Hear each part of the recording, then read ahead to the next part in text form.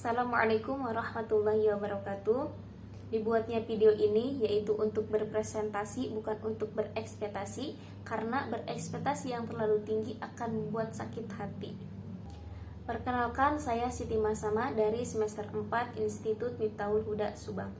Sebelumnya yang saya hormati Bapak dosen yaitu Bapak Muhammad Rajchandra MPD selaku pengajar dari mata kuliah Administrasi Pendidikan. Baiklah, langsung saja kepada materi mengenai tentang dokumentasi simulasi administrasi pendidikan. Administrasi pendidikan di satuan pendidikan seperti SD atau MI itu memiliki peran yang sangat penting untuk kelancarannya operasional, pengelolaan sumber daya, serta pengawasan terhadap proses pembelajaran.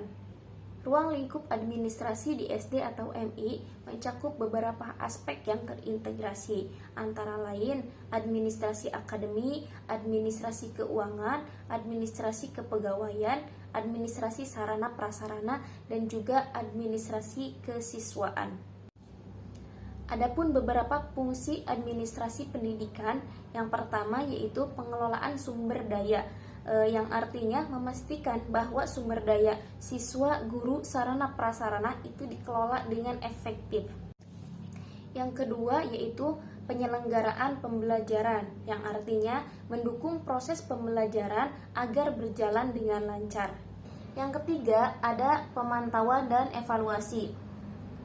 Pemantauan dan evaluasi yang artinya mengelola proses evaluasi pembelajaran baik melalui ujian maupun penilaian harian. Selanjutnya yaitu yang keempat ada pelaporan dan dokumentasi, yang artinya menyusun laporan yang dibutuhkan oleh pihak berwenang dan juga orang tua siswa. Adapun sistem pengarsipan digital dan fisik. Pengertian dari sistem pengarsipan digital yaitu dokumen disimpan dalam format PDF atau dokumen Word di folder yang terorganisir berdasarkan jenisnya. Gunakan sistem manajemen dokumen untuk pencarian cepat. Yang selanjutnya yaitu sistem pengarsipan fisik, yang artinya dokumen penting dicetak dan dimasukkan dalam map atau berkas yang diberi label sesuai kategori.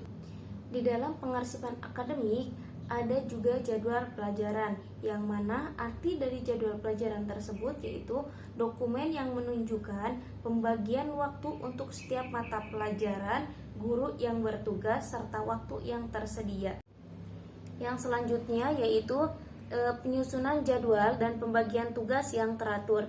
Dengan adanya administrasi yang terorganisir, jadwal pelajaran dan pembagian tugas guru menjadi lebih jelas dan teratur, yang meminimalkan konflik dan memaksimalkan waktu pembelajaran. Adapun yang selanjutnya yaitu evaluasi dan sistematis.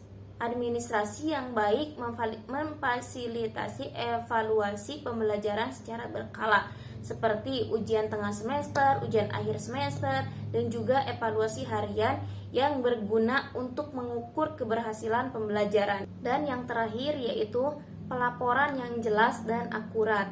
Administrasi memungkinkan guru dan kepala sekolah untuk memantau perkembangan akademik siswa dengan mudah, sehingga jika ada masalah atau hambatan dalam pembelajaran dapat segera diatasi.